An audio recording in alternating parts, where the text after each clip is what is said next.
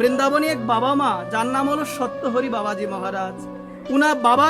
ওনার জীবনে আমরা দেখতে পাই যে সাধু কাকে বলে। মা, সাধু কাকে বলে? তিনি ছিলেন গোবর্ধনে ছিলেন। কোথায় ছিলেন সবাই বলো? গোবর্ধনে বাবা থাকতেন। তো বাবার সঙ্গে অনেকেই যেতেন দেখা করার জন্য।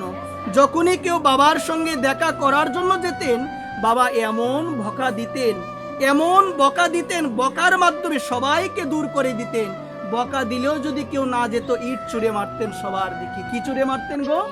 ইট ছুঁড়ে মারতেন। বাবার কাছে যেই যেত, বাবা সবাইকে তাড়িয়ে দিত, সবাইকে বাবা তাড়িয়ে দিত। একদিন কি হলো মা, সাধু কাকে বলে দেখুন।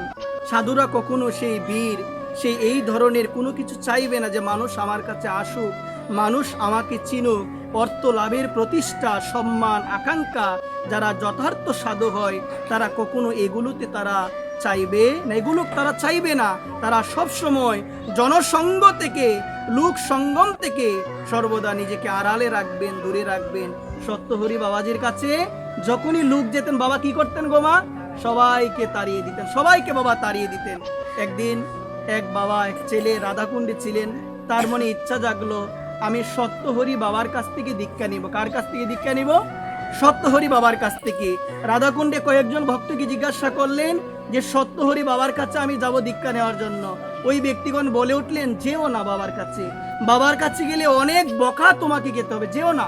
অনেক বকা তোমাকে খেতে হবে, অনেক গালি তোমাকে শুনতে হবে, তুমি যেও না।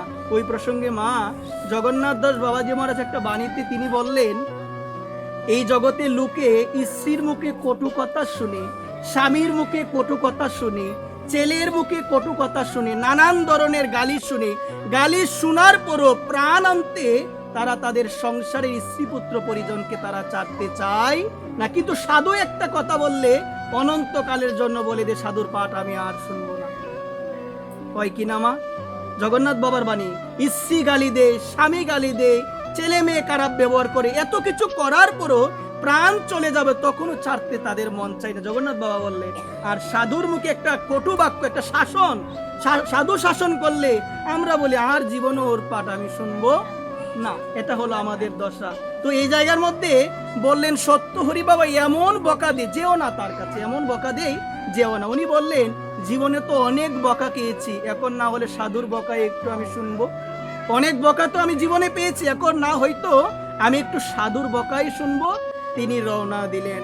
রওনা দেওয়ার পরে যখনই বাবার আশ্রমের সামনে গিয়ে দাঁড়িয়েছেন, বাবার কক্ষের সামনে গিয়ে দাঁড়িয়েছেন, বাবা ঘর থেকে বুঝতে পারলেন মনে হয় কেউ এসেছে। বাবা বললেন, কে? বাবা বলে উঠলেন, কে? এই কথা বলার পরে উনি বলে উঠলেন, আমি কে এটা জানার জন্যই তো আমি আপনার কাছে এসেছি। আমি কে এটা জানার জন্য এসে। উনি যদি বলতেন আমি ম্যাজিস্ট্রেটের ছেলে, ইট ছুঁড়ে মারতেন না, গালি দিতেন। কেন? ম্যাজিস্ট্রেট আমার কাছে কি করবে? আমার কাছে ইঞ্জিনিয়ার কি করবে? আমার কাছে তো এগুলোর প্রয়োজন নাই। উনি কি বলে উঠলেন? বলছেন, আমি কে এটা জানার জন্যই তো আমি আপনার কাছে এসেছি।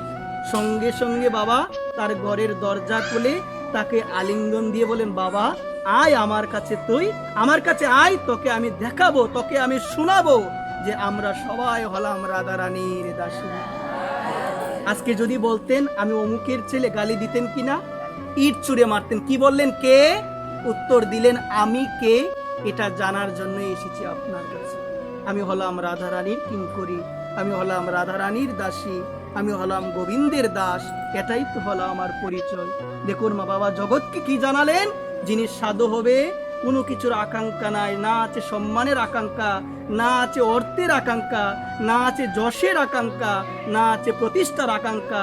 তারা লোকসঙ্গম তারা চায় না। যেমন সন্তদাস বাবাজি মহারাজ, তিনি যাবেন প্রয়াগে দীক্ষা নেওয়ার জন্য রামদাস বাবাজি মহারাজের কাছ থেকে। কার কাছ থেকে? তারা হলো নিম্বাক আচার্য। সন্তদাস বাবাজি মহারাজ নিম্বাক আচার্য রামদাস বাবাজি মহারাজের কাছ থেকে দীক্ষা নেবেন। কি নেবেন সবাই বলো? দীক্ষা নেবেন। তিনি প্রয়াগে গেলেন। প্রয়াগে যাওয়ার পরে বাবার যে এখানে যে লোকসঙ্গম সবাই বসেছে, তিনি এগিয়েও বসলেন। সন্তদাস বাবা বসলেন। বসার পরে উনি লক্ষ্য করে দেখলেন রামদাস বাবা বলতে লাগলেন, আমার অমুক শিষ্য আমাকে এত টাকা দিয়েছে। মা দেন দিয়ে শুনি, কি বলছে গো মা? আমার অমুক শিষ্য এত টাকা দিয়েছে, অমুক শিষ্য এত টাকা দিয়েছে, অমুক শিষ্যের বাড়িতে গিয়েছিলাম, আমাকে বক্তৃতা দিতে বলেছিল, অমুক শিষ্য আমাকে খুব ভালোবাসে, অমুক শিষ্য আমাকে অনেক টাকা দেয়। সন্তদাস বাবা মনে মনে ভাবলেন, এসেছিলাম সাধুর কাছে, সাধু দেখি রাজনীতিক যারা ব্যক্তি রয়েছেন তাদের মতো কথা বলে। মনে একটু কষ্ট পেল, মনে মনে ভাবলাম দীক্ষা নিব, উনিও দেখি প্রতিষ্ঠা নিয়ে ব্যস্ত। কি বলে গো, অমুক সাধু এত টাকা দেয়, অমুক ব্যক্তি এত টাকা দিয়েছে, অমুক ব্যক্তি আমাকে ভালোবাসে, অমুক ব্যক্তি আমাকে বলে কথা বলার জন্য। মনে কষ্ট পেলেন, দীক্ষা না নিয়েই, বাবার কাছে গিয়ে দীক্ষা না নিয়ে তিনি চলে আসলেন।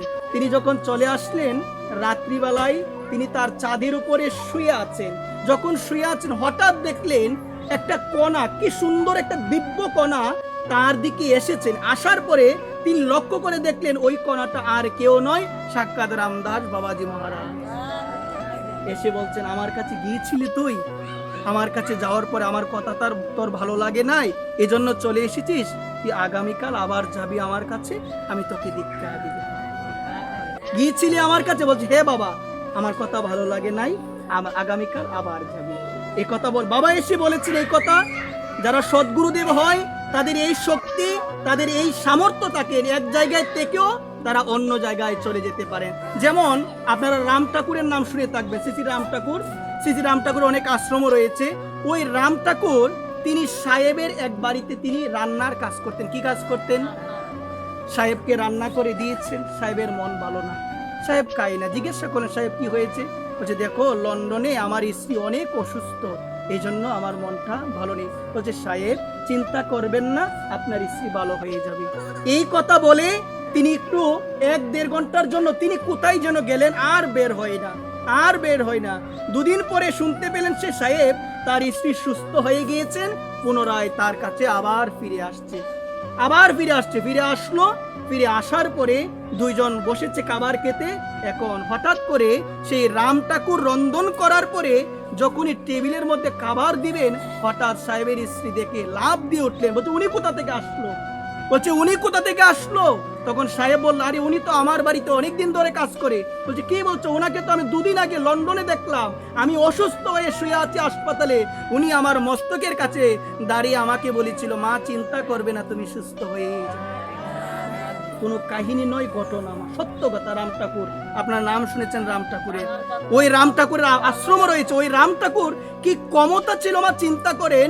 উনি এই জায়গায় থেকে লন্ডনে চলে গেলেন, গিয়ে মার কাছে গিয়ে বলেন, মা চিন্তা করো না, সুস্থ হয়ে যাবে। বলছে, উনি এখানে কি করে আসলো? সঙ্গে সঙ্গে দুইজন চরণে পড়ে গেলেন, বুঝতে পারলেন ওই রাম ঠাকুর সাধারণ কেউ না। ওই রাম ঠাকুর সাধারণ কেউ, তপস্যা। আমার মতো শুধু মা পেট পালা সাধুদের লক্ষণ নয় মা, এটা এরা সাধন করত, ওনারা তপস্যা করত, তপস্যা করার মাধ্যমে ওনারা বুঝতে পারতো। যেমন আমার বিনোদ বিহারী বাবাজি মহারাজের দাদু গুরুদেবের নাম হলো, মা একটু ধ্যান দিয়ে আপনারা সবাই শুনবেন, নাম হলো মনোহর দাস বাবাজি মহারাজ। মনোহর দাস বাবাজি মহারাজ বললেন, আমি বৃন্দাবনে ওই জায়গার মধ্যে 8 জনম ধরে ত্যাগী হয়ে আমি ভজন করছি। কিভাবে বললেন এই কথাটা? 8 জনম, 1 জনম নয়, কয় জনম? 8 জনম। বলছি, একদিন আমি আকাশপথে উড়ে যাচ্ছি, উড়ে যাওয়ার সময় দেখলাম একটা কুমারী মেয়ে, সে আমাকে ডাকছে। তোমরা জানো সে কুমারী মেয়েটাকে? বলছে, 8 জনম আগে ওই কুমারী মেয়ের সঙ্গে আমার একটু সম্পর্ক ছিল দেহগত, ওই সম্পর্কের জন্য এখনো দেখো 9ম জনম হয়ে গিয়েছে, ওই যে অশুভ সংস্কারটা এটা এখনো পিছনের দিকে আমাকে টানছে। আমরা অনেক সময় বলি, আমি তো কিছু করি না, আমার কপালে কেন এত দুঃখ, বলি কিনা? আপনি এই জনমে করেন নাই, হয়তোবা আপনি হয়তোবা এর আগের জনমে করেছেন, এর আগের জনমে হয়তো করেন নাই, তার আরো আগের জনমে করেছেন। ভগবান কাউকে এমনিতে কষ্ট দেয় না, দুঃখ দেয় না, সবার হলো প্রারব্ধ কর্মফল। এই জন্য বললেন গীতায়, স্বকর্মফল ভোগপমান। প্রত্যেকটা মানুষ তার আপন কর্মফলে ভোগ করে, ভগবানের কিছু সেখানে করার নাই, ভগবানের কিছু সেখানে করার নাই। আজকে দেখুন মা, সাধনার জোরে তপস্যার মাধ্যমে এক জায়গায় থেকেও তারা আরেক জায়গায় চলে যেতে পারতেন, তাদের সেই ক্ষমতা ছিল, তাদের সেই শক্তি ছিল। রামদাস বাবা এসে বললেন, কি বললেন গো মা? দেন দিয়ে শুনবেন। রামদাস কাঠিয়া বাবাজি মহারাজ বলে, আমার কাছে গিয়েছিলে, আমার কথা ভালো লাগে নাই, এই জন্য চলে এসেছিস, আগামীকাল আবার যাবি। গুরুদেব এসে বলেছেন, এখন তো যেতে হবে। যেতে হবে কিনা বলেন মা? এখন তো যেতে হবে। তিনি পরদিন আবার সকালে রওনা দিয়েছেন, যাবেন। তিনি রওনা দিয়েছেন, তিনি পৌঁছালেন।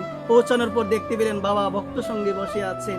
যখন আস্তে আস্তে ভক্তগণ কমে গেল, কয়েকজন ছিল, একজন বাবাকে বলল, বাবা তুমি এই কথাগুলো কেন বলো যে ওই সাধু আমাকে এত টাকা দিয়েছে, ওই ব্যক্তি আমাকে এত টাকা দিয়েছে, কেন বলো বাবা? বলো তো বাবা, এগুলো কেন বলো? বাবা বললেন আয় আমার কাছে। বাবা বললেন এগুলো হলো আমার আবরণ। এগুলো কি? আবরণ। ধরেন মা, অমুক জায়গায় আমাদের চাতুলপাড়ের মধ্যে নবদ্বীপ থেকে একজন পাঠক এসেছেন। যদি মাইকে ঘোষণা দেওয়া হয় যে পাঠক এসেছেন, ওই পাঠকের একটা চুল যদি আমরা ঘরে রাখতে পারি, আমাদের অভাব দূরে চলে যাবে। ধ্যান দিয়ে শুনবেন, মানে অমুক জায়গা থেকে পাঠক এসেছে, ঘোষণা দেওয়া হলো ওই পাঠকের একটা চুল যদি তুমি ঘরে রাখতে পারো, তোমার অভাব দূরে যাবে, শান্তি করে আসবে। সবাই আমরা কি করব? প্রথমে গিয়ে আমরা করজোর করে প্রণাম করে বলবো চুল দেন। পরবর্তীতে পাঠক যদি বেশাসন থেকে নামে, তার মাথায় আর কি থাকবে না? আওয়াজ দিয়ে বলেন না, থাকবে কিনা? একটা চুলও থাকবে না। সত্যি কথা, বাস্তব কথা। দেখবেন, লক্ষ্য করে দেখবেন, যে মানুষটা ভালো জল পড়া দিতে পারে তার বাড়িতে দেখবেন বীর বীর বীর থাকবে কিনা? যখন মানুষ জেনে যাবে অনেক বীর, সে ভজন করার সময়ই পাবে না, এত বীর থাকবে। আমি এক জায়গার নাম শুনেছি, এই জায়গার মধ্যে এত মানুষ যায়, তো এই জায়গার মধ্যে এত মানুষ যায় জল পড়া বিভিন্ন কিছুর জন্য। আমার মনে হয় কি যিনি দিচ্ছেন তিনি ভজন করার সময়ই পাবেন না। পাবেন তো মা? বলেন পাবেন কি? ঘোষণা দিল একটা চুল ঘরে রাখতে পারলে কি হবে?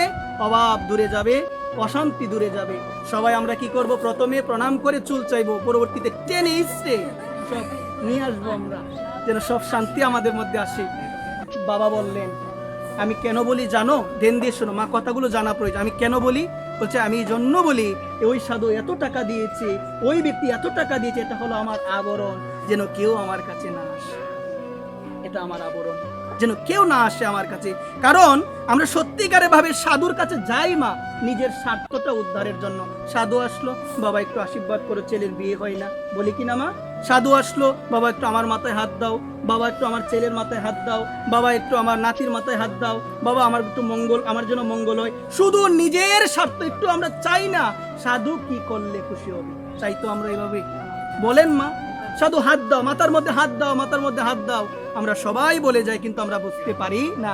এই জন্য যারা যথার্থ সাধু, বৃন্দাবনে গেলে আপনি বুঝতে পারবেন না কে সাধু কে অসাধু। তিলক নাই, কিছু নাই, কিন্তু ভজনশীল আপনি বুঝতে পারবেন না। হয়তো আমাদের দিকে বোঝা যায় যে আমরা দিয়েছি, ভক্তের একটা লক্ষণ, যদিও ভিতরে তেমন কিছু নাই, কিন্তু ওনাদের ভিতরে আছে, বাইরে নাই। আমাদের বাইরে আছে, আমাদের বললে ভুল হবে, আমার বাইরে আছে, ভিতরে নাই। কিন্তু আসল কথা হলো ভিতরে থাকা প্রয়োজন। ওই ভিতরেরটাই ভগবান দেখে, বাইরেরটা ভগবান দেখবে না, ভগবান ভিতরেরটাই দেখবেন। এই জন্য যারা যথার্থ সাধু হবে, আকাঙ্ক্ষা নাই, বলবে না মামা, ধ্যান দিয়ে শোনো, বলবে না যে আমি এত কিছু করি, আমি এত কিছু করি বাবা, কখনোই বলবে না। তারা নিজেকে লুকিয়ে রাখবেন, কেউ যেন না জানে। একজন তো জানে, একজন জানে কি না মা? কে জানে? সবাই বলো, ভগবান জানে। আজকে তিনি বললেন, রামদাস কাঠিয়া বাবাজি মহারাজ মা এত শাসন করতেন, তিনি তার শিষ্যদের মা বলার বাইরে এত শাসন করতেন। বাবা কি বললেন? এগুলো হলো আমার আবরণ, আমি এই জন্য বলি যেন আমার কাছে লোক সঙ্গম না হয়, লোকের ভিড় যেন না হয়। যদি লোকের ভিড় হয়, আমি ভজনটা করব কোন সময়, আমি ভজনটা কখন করব? এই জন্য এই কথাগুলো তারা বলেন। আর এখন তো মা, যারা যথার্থ সাধু হয়, তারা আশীর্বাদও সবাইকে দেয় না। আমরা বলি না তোমার কল্যাণ হোক, বলি কি না? আপনারা বলবেন তাহলে সাধুর কাছে কি আশীর্বাদ চাইবো না? বলতে পারেন আমাকে। কিন্তু মা কথা হলো, দেখুন চাইবো আশীর্বাদ, কিন্তু মা এই প্রসঙ্গে খুব সুন্দর একটা দৃষ্টান্ত। এক মার দুই ছেলে, কয় ছেলে সবাই বলো?